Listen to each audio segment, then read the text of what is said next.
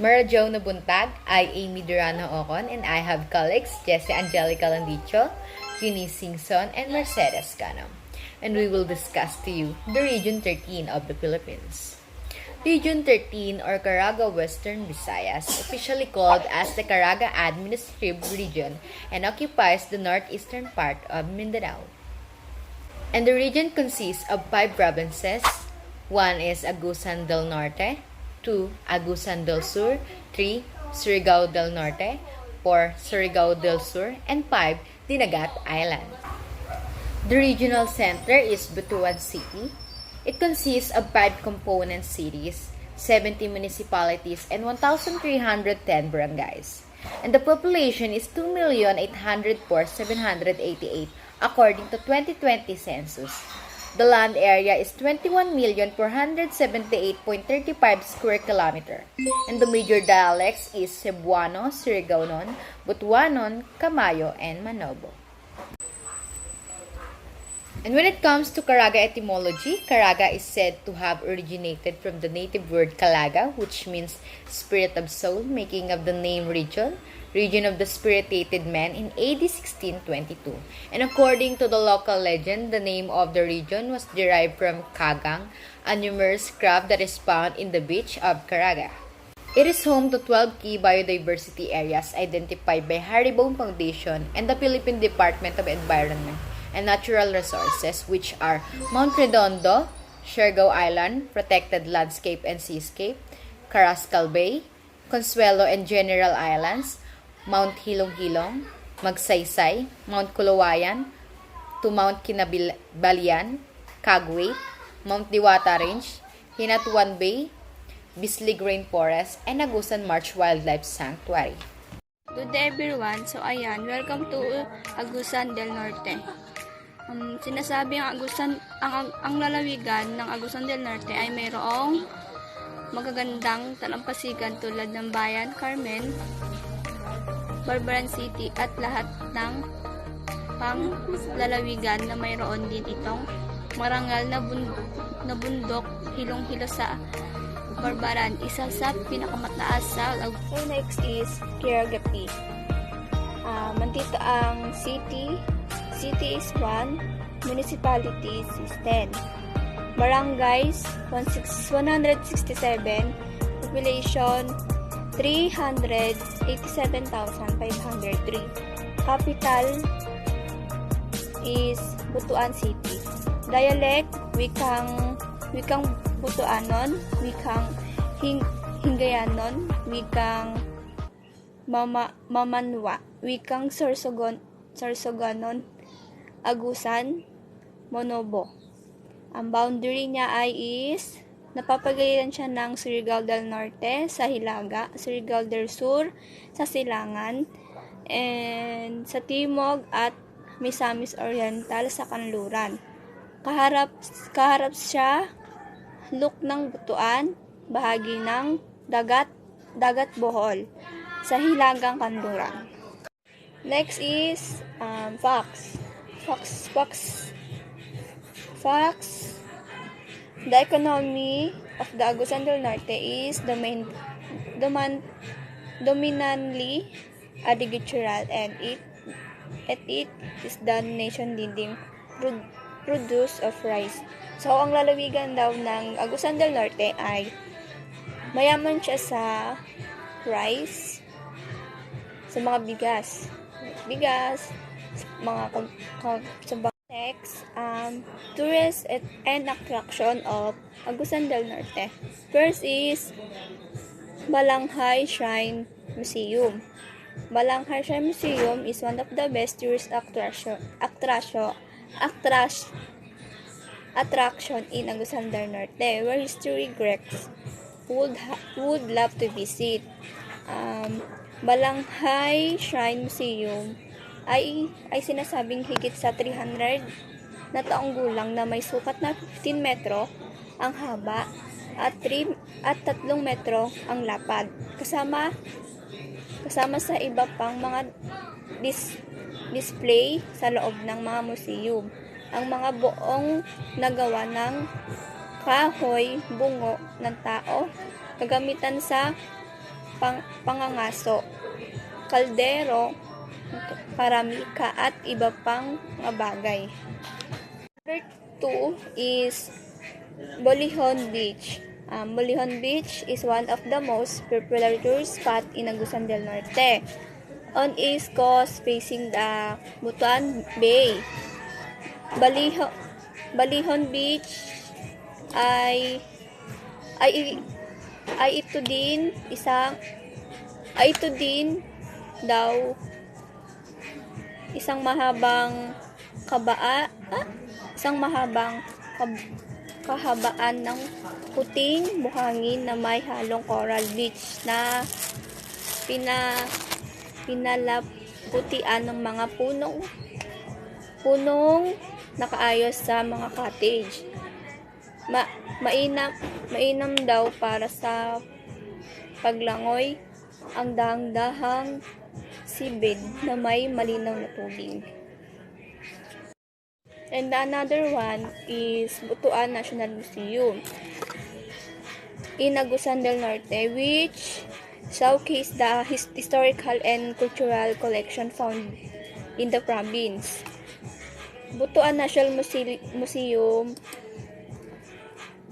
ay kasama sa mga bagay sa loob ng mga museo ang mga bahagi ng mga balanghay o balagay na aksidenteng natuklasan ng mga taga roon. Ang next naman natin is ang Festival of Agusan del Norte. First is Naligayan Festival. Naligayan Festival celebrated 2 weeks of June. Naligayan Festival ay isang linggo pagdiriwang sa Agusan del Norte ay nagtatampok ng mga sokyo-cultural na palabas at peers na kinasasangkutan ng mga katutubong grupo. Ang highlights ng festival ay ang pag-aakyat sa tuktok ng mga talon ng Agusan del Sur. Second is Pagdayaw Festival. Pagdayaw Festival celebrated on June 11 to 12. Tacloban, Leyte, Masbate. Pagdayaw Festival, ito ay isang 2 araw na gawain na nagsisilbing isang piging ng pasasalamat sa karangalan ng Panginoon. The third is Parada ng mga Lechon or Parade of Roast Pig. Parada ng mga Lechon celebrated on June 24, Balayan, Batangas. Parada ng mga Lechon ay kayumanggi na hiniihaw na baboy ay pinaparada ng mga lansangan sa sandaling ipahayag ang pinakamahusay na pinalamutian na inihaw na baboy. Magsisimula ang pagkain. And next is Saka Surigao. Saka Surigao, a stay on Surigao would be not completed without trying anything from Saka. Saka, which means ay hang loose sa Hawaiian, at surface culture ay isang kilos ng pagbati kung saan ang hanlalaki at ang hililiit ay panlabas na nakaunat mula sa isang saradong kamao. Second is Fulcrum Coffee. Fulcrum Coffee in 2012.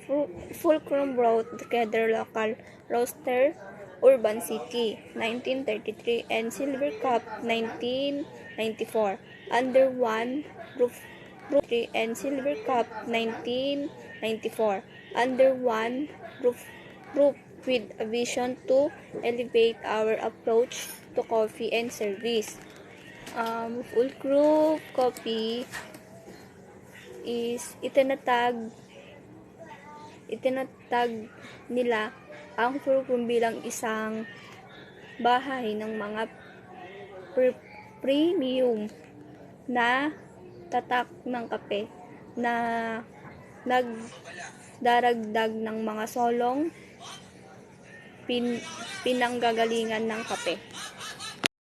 And the third is Baron Kinilaw. Baron Kinilaw ay the big winner daw sa lalawigan ng Sorsogon del Norte.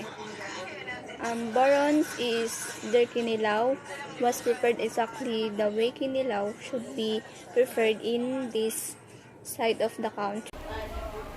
Welcome to Agusan del Sur. It is bordered on the northwest by Agusan del Norte and Misamis Oriental, east by Surigao del Sur, southeast by Davao Oriental, mid-south by Davao de Oro, southwest by Davao del Norte, and midwest by Bukidnon. The capital is Prosperidad. The population is 739,367 according to 2020 census. The land area is 9,989,52 kilometers squared.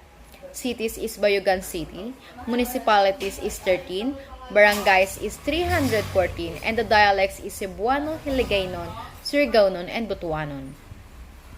Agusan derived its name from the Agusan word agasan, meaning where the water flows, referring to the Agusan River that splits the land and meanders south to north in a kilometer, or 160 mi, rush to Butuan Bay.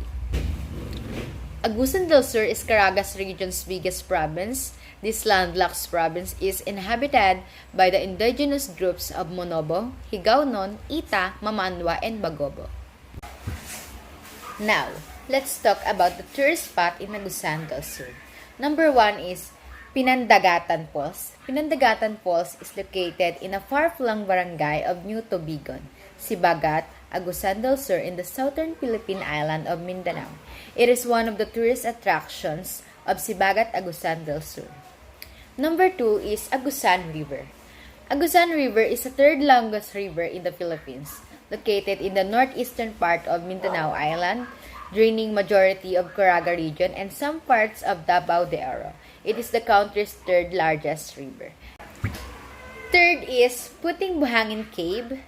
It is also full of amazing stalactite and stalagmite formation, but this cave will give you both creeps and excitement if you are new to caving. It has a challenging terrain inside where you need to climb up, go and down, pass through small openings and some passageways, demands you to submerge in the cold waters the half of your body up to your neck to be able to pass through. Festivals in Agusan del Sur. Number 1 is Diwata Festivals. Festivals is commemoration of the founding anniversary of Agusan del Sur on June 17, 1967 and highlights the indigenous and local about the province and its culture. The Diwata Festival is celebrated every June and is held in San Francisco. It features the Monobo culture and traditions of Agusan del Sur. The main attraction in the celebration is street dancing that brings life to the festival. The celebration is also a celebration of the foundation anniversary of San Francisco. Number 2 is Naligayan Festival, literally meaning the chosen one. The week-long celebration showcases the indigenous peoples, cultures through music and dance, native products, ethnic games, and a host supporting tournaments and special events. Number 3 is Bunawan Festival. Bunawan Festival is celebrated every January 26 and named after from local mudfish and inspired by its abundance. It is highlighted by motocross, pole climbing, pig hunting, boat racing, hoan hunting, and sadsad sa Bunawan, or street dancing that showcases the Monobo's rich and vibrant culture. And for the delicacies of Agusan del Sur, number 1 is adobong sabang. Number 2 is sayongyong. Number 3 is palagsing. And that's all for Agusan del Sur. Thank you so much for listening.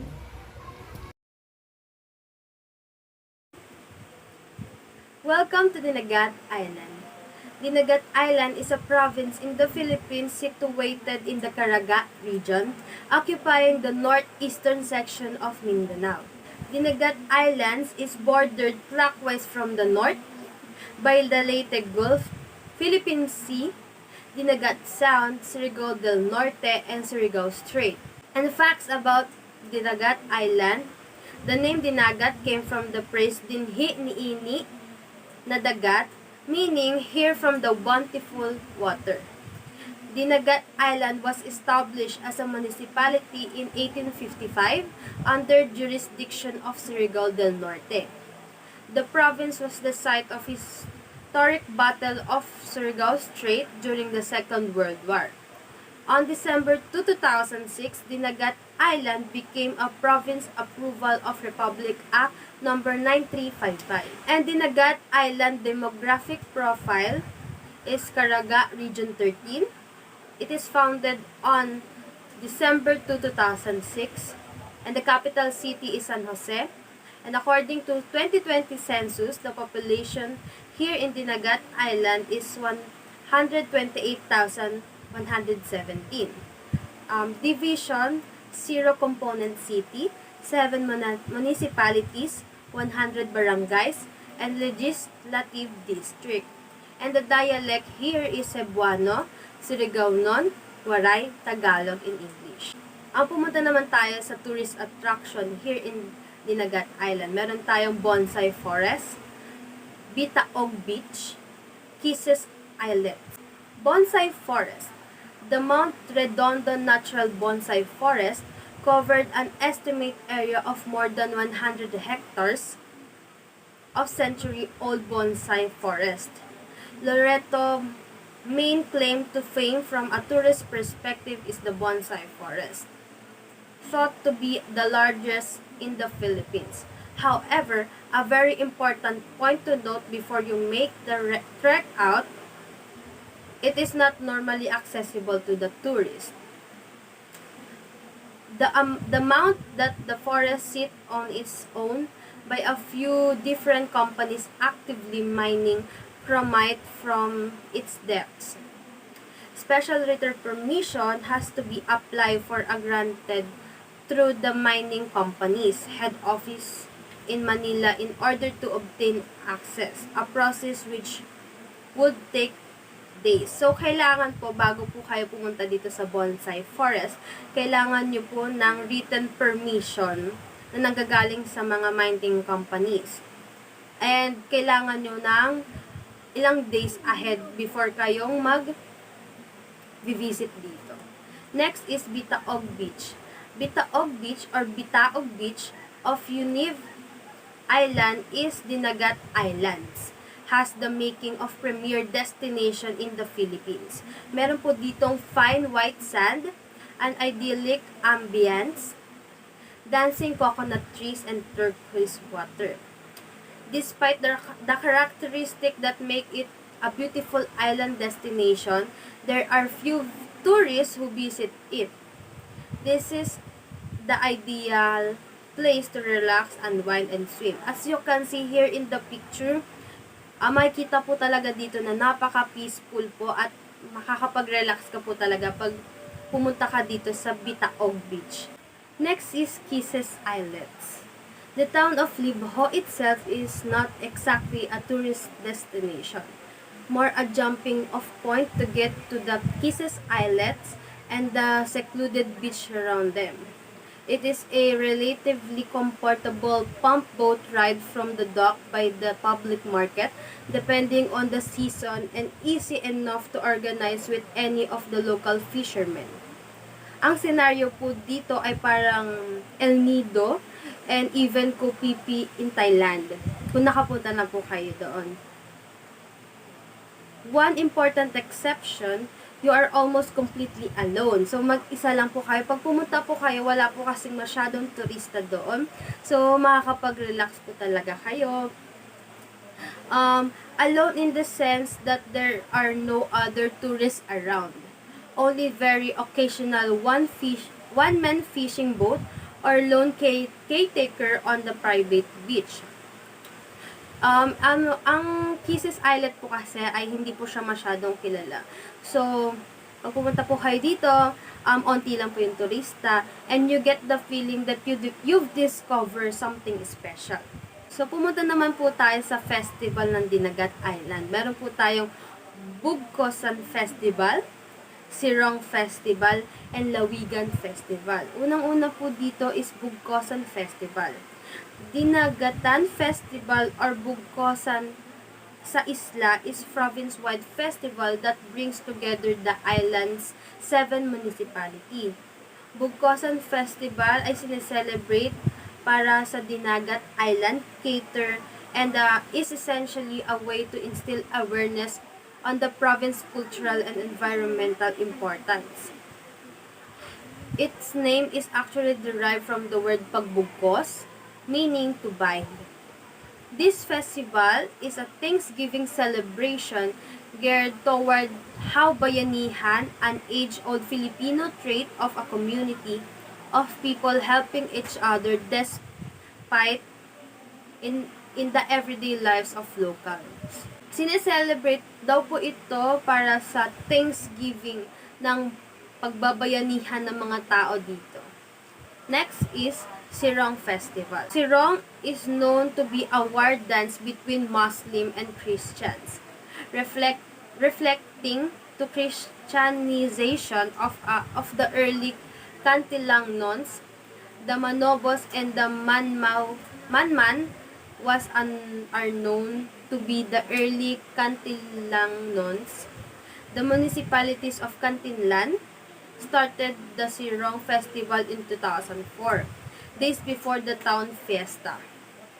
It was attended by other neighbor municipalities in Surigao, with each contingent numbering the almost 100 performers. So ito pong Sirong Festival ay war dance between Muslim and Christians. Yun po. Next is Lawigan Festival. It is celebrated every 4th to 5th of September. The meaning of Lawigan is voyage, a non-stop journey, just like as the objective of the municipalities of Loberto, to have a vibrant community that is state of progress with peace and economic stability. So, sineselebrate po ito para sa non-stop journey. Gusto po ipakita dito ni Loberto na yung vibrant community, meron tayong peace and unity dito sa lugar na to. Ang delicacy po ng Dinagat Island is cassava. Maradyaw na buntag, I am Jessa Landichio and welcome to the province of Surigao del Norte. Surigao del Norte is a province in the Philippines located in the Caraga region of Mindanao. The province was formerly under the jurisdiction of Region 10. Surigao del Norte has a nickname of Surfing Capital of the Philippines. The capital city of Surigao del Norte is Surigao City. It is founded on June 19, 1960. According to 2020 census, the total population of Surigao del Norte is 534,636. It has 20 municipalities and 335 barangays.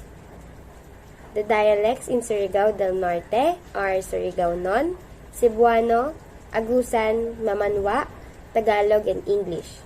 The province of Surigao del Norte is bounded by the Dinagat Islands on the north, east by the Philippine Sea, south by the province of Agusan del Norte and Surigao del Sur, and on the west by the Surigao Strait. Surigao City is popularly known as the City of Island Adventures. Considered din siya as a haven of leisure and adventure dahil meron siyang 17 panoramic islands with long stretches of pristine white sand beaches, mystical caves, vast mangrove forests, and underwater sceneries. Also, ang Surigao City din po is noted for its proximity to the almost fathomless underwater gorge or the Philippine Deep, which is one of the deepest portions in the Pacific Ocean, including ang iba pang oceans in the world. In addition, the history of Surigao del Norte was once a part of an old territory that existed in northeastern Mindanao called Caraga. named after the people called Calagans, who were believed to be of Visayan origin. Also, they were the inhabitants of the province that time. And now, let's proceed to the place of interest of Surigao del Norte. First, the Daco, Guyam, and Lake Islands. It is located in Siargao Island in Surigao del Norte. Daco, Guyam, and Lake Islands ang isa sa mga favorite destination na pinupuntahan ng mga turista sa Surigao del Norte. Meron siyang tatlong island which is the Daco, Guyam, and Lake Islands. These three islands are blessed with powdery white sand beaches. Daco Islands is the largest among the three islands, where one can enjoy the white beach or have a shade on the cottage and drink some fresh buko juice. Ang Guyam Island naman is a small one with few trees, while the Lake Islands, ang smallest but without any vegetation but pure white beaches. Next, the Sohoton Cove National Park is located in Bucas Grande in Surigao del Norte. Sohoton Cove National Park, isa siya sa most popular tourist spot na binibisita ng mga turista sa Surigao del Norte. It is a reserved and protected area that where one can witness the plenty of small islets covered with green trees. Marami ring matatagpo ang mga caves sa Sohoton Cove National Park that you can explore, and there is one interesting. The exit is a diving board platform where you have to jump down the clean waters below. Also, ang Sohoton Cove, it is accessible only at low tide since the only way in is a cave that disappears on high tide. Next is the Lake Mainit.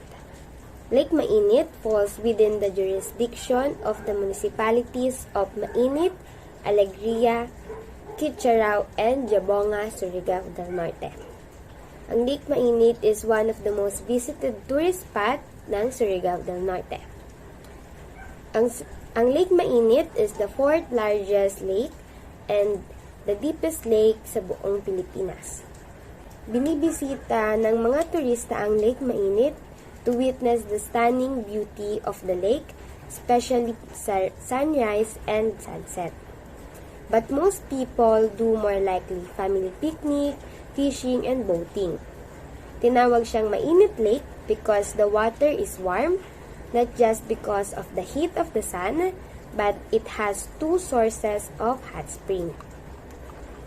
And now, let's proceed to the Festival of Surigao del Norte. First, the Tinabangay Festival, o ang pinakakilalang festival sa Surigao del Norte. Ginaganap siya every February 22. Tinabangay comes from the Visayan word, tabang, which means help or tulong. Tinabangay then means to help together as a community or what we call bayanihan.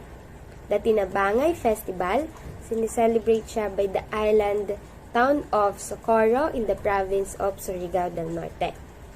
Socorro is more popularly known as Bucas Grande Island, or the home of Caraga's pristine beaches and spoiled coves and enchanted lagoons. Next is the Sirong-Sirong Festival. Ginaganap siya every June 28 to 29. Sirong-Sirong Festival, sinicelebrate siya to honor of St. Peter and Paul, highlighted by ethnic Mardi Gras contest, agro-industrial fair, and public dancing. And now, let's proceed to the foods of Surigao del Norte. First is the sayong song. It is a traditional Filipino steamed rice cake. Ang sayong song ay ang famous Surigao delicacy or kakanin, wrapped in banana leaves with the color and consistency of puto or rice cake. Ang sayong song ay gawa sa glutinous rice, brown sugar, calamansi juice, roasted peanut, and coconut milk. Ang sayong song ay Wrapped in banana leaves, some people say it tastes like puto but with coconut milk. This can be easily found in public markets, food stalls, or the pasalubong shops. Next is the dried pijanga, or also known as white gabi. This first-class dried fish comes from Lake Mainit in Surigao del Norte. The dried pijanga is one of the delicacy ng Surigao del Norte.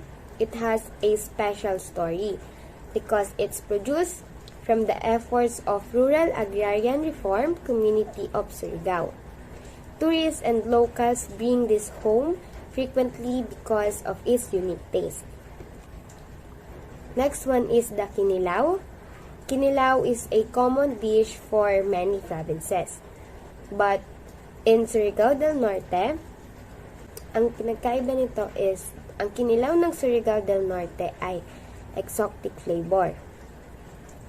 Travelers all over the world and within the country visit Surigao del Norte for its delicious kinilaw. This local delicacy is made from raw fish and it does not involve any form of cooking.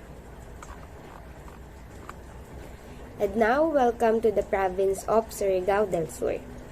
Surigao del Sur is a province in the Philippines located in the Caraga region in Mindanao. Surigao del Sur is situated at the eastern coast of Mindanao and faces the Philippine Sea to the east. The capital city of Surigao del Sur is Tandag City. It is founded on June 19, 1960. According to 2020 census, the total population of Surigao del Sur is 642,255. It has 17 municipalities and 309 barangays. The dialects in Surigao del Sur are Surigao-Non, Camayo, Cebuano, Agusan, Tagalog, and English. The province of Surigao del Sur is bounded on the northwest by the province of Surigao del Norte, on the southeast by Davao Oriental, on the east by the Pacific Ocean, and on the west and southwest by the province of Agusan del Norte and Agusan del Sur. Ang Surigao del Sur is one of the provinces in the Philippines which is famous for its mysterious yet amazing tourist spot.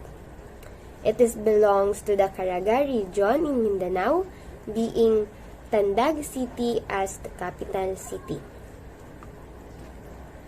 And now may I call Miss Ocon to introduce the place of interest in Surigao del Sur. And now, let's talk about the tourist spot on Surigao del Sur. Number 1 is Britannia Island. Britannia Island is located in the southern part of the Philippines province of Surigao del Sur. The place is famous for its group of 24 uninhabited tropical islands with powdery sand and crystal clear water.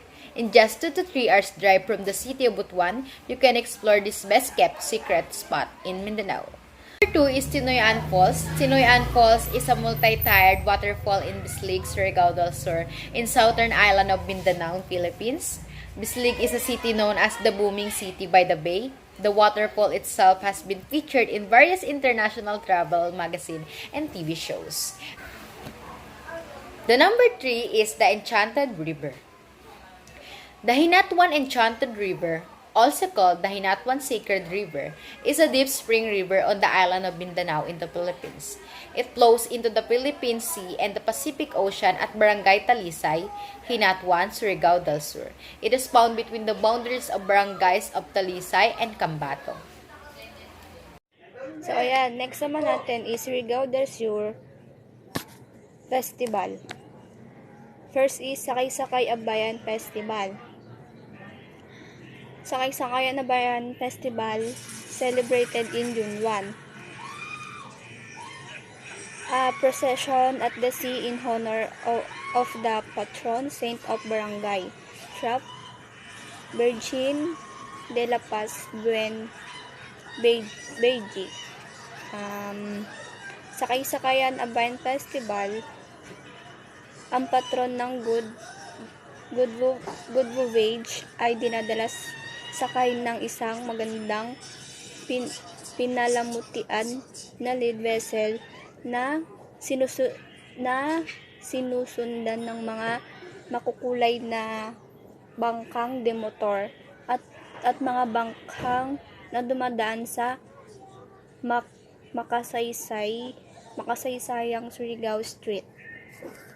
Second is Tilaw Food Festival. Tilaw Food Festival celebrated in September 3. Tilaw Festival, Surigao City, Surigao del Norte.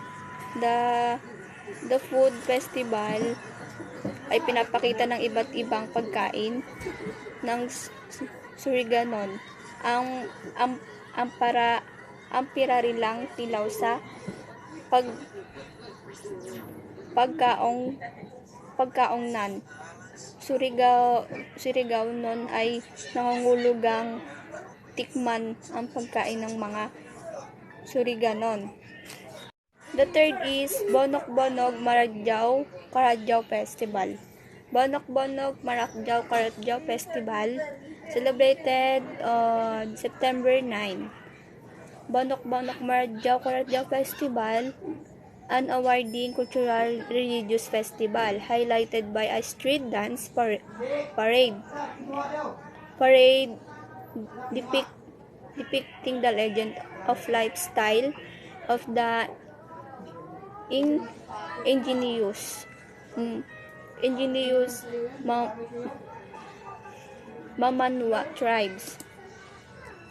Ang pagdiriwang ay isa rin daw pagpupugay kay Saint Nicholas, ang patron saint ng lungsod, na ang kabistahan ay ginaganap tuwing September 10. Pumunta naman po tayo sa delicacies ng Surigao del Sur. Number 1 po dito is Soyong Song. This is famous Surigao delicacy, is a kakanin wrapped in banana leaves with the color and consistency of a puto or rice cake. It is made of glutinous rice, brown sugar, calamansi juice, roasted peanut, and coconut milk. Soyong Song comes out wrapped in banana leaves. Some people say it tastes like puto, but with coconut milk.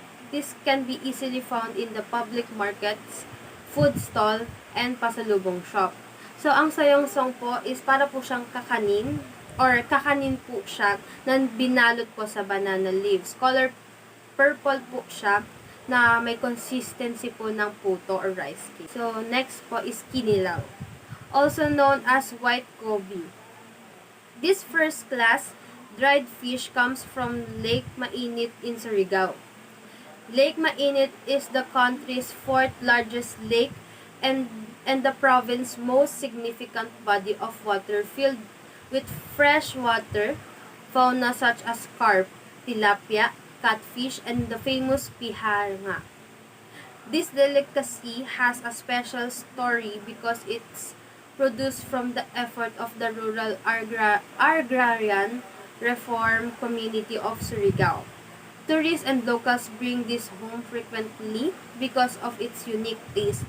So, natitikman na po natin po ito, especially ginagawa po siya ng mga matatanda na po or older na po sa atin. Kasi po, ito pong kinilaw is very popular here in the Philippines. So, that's all po. Thank you.